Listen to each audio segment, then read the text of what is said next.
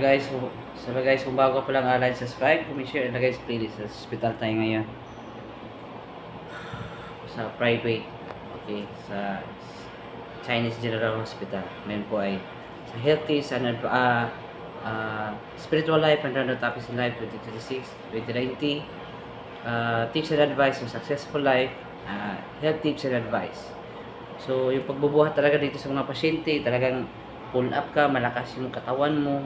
Kasi paglipat-lipat sa pasyente, palipat-lipat ng katawan, ibubuhatin doon, papaligo mo, talagang mahirap din talaga guys.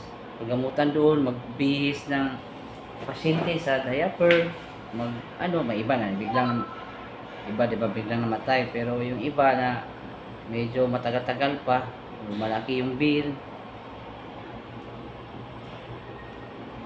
May rep naman dito private to Is ebidensya totoo yung sinasabi natin.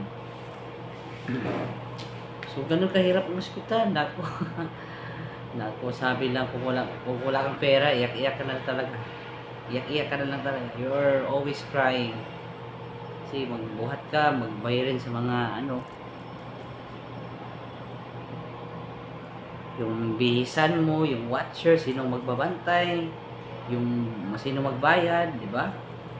Yung pasyente, bibigyan ng maraming reseta yan. Diba? Yun ang senaryo dito. Puyat ka, laging natatawag yung pasyente. Yung dextrose.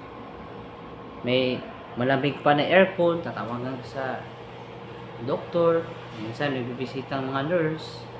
Check na naman yung low carb, low salt, and low cholesterol. Diba? May mga rules yan, schedule dito. May smoke detector din, parang condo din. At saka sprinkler at saka ilaw. So, napakahirap guys. Hindi madali ang magkasakit. Tayin nyo pa ba ganito? Ganito yung sitwasyon nyo bago kayo magbago. Nako, 50-50 na talaga yan. Check pa yan check namin kanina, 2,000, 3,000 yung gamot. CT scan na naman, 6K. Tapos, kung wala kang pera, di ba? Pera ang sa hospital kasi pera-pera yung labanan dito Kailangan talagang may income ka talaga na makapagkapal yung pera mo. What if kung wala, tama-tama lang sahod mo, pangkain lang, di ba? Pang luho mo lang. Siyempre, ang reality talaga, hindi talaga siya madaling kumita ng pera. Dali lang makasakit. Ang hirap na, sabi ko ni Kuya, sana last na itong hospital. Ang hirap na. Magbuhat doon, magpalit ng diaper kasi natatai. Ihi naman, madaling araw, umaga. Kasi yung pasyente namin makulit masyado Dito, may mga gamit namin dito pang hindi din madali ang may pasyente. Nako. Okay lang kung malakas yung pasyente mo, what if hindi gagalaw? Diba? May iba ng pasyente doon na ICU pa. Dapat.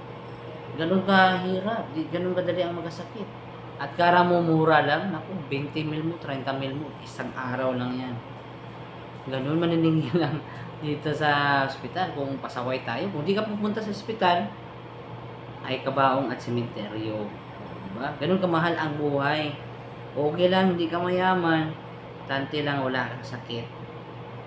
Ahalin mo ba yung marami kong pera kung dialysis ka na, heart disease, heart attack, stroke, ba?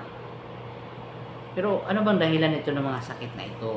Minsan kasakitan sa ulo, matigas ang ulo, hindi sinusunod ang mga bawal sa doktor, hindi sineseryoso ang sabi ng doktor, hindi nag-follow-up check-up, nag-self-medication, diba?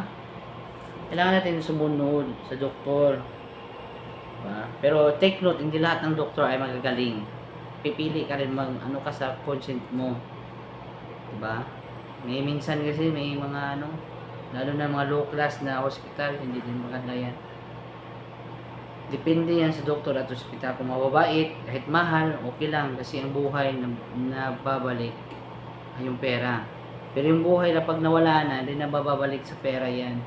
Yun lang ang advantage sa buhay sa wala sa pera. Ang buhay, ang pera makabili ng buhay. Pero pag namatay ka na, hindi mo mababalik yung buhay mo sa pera.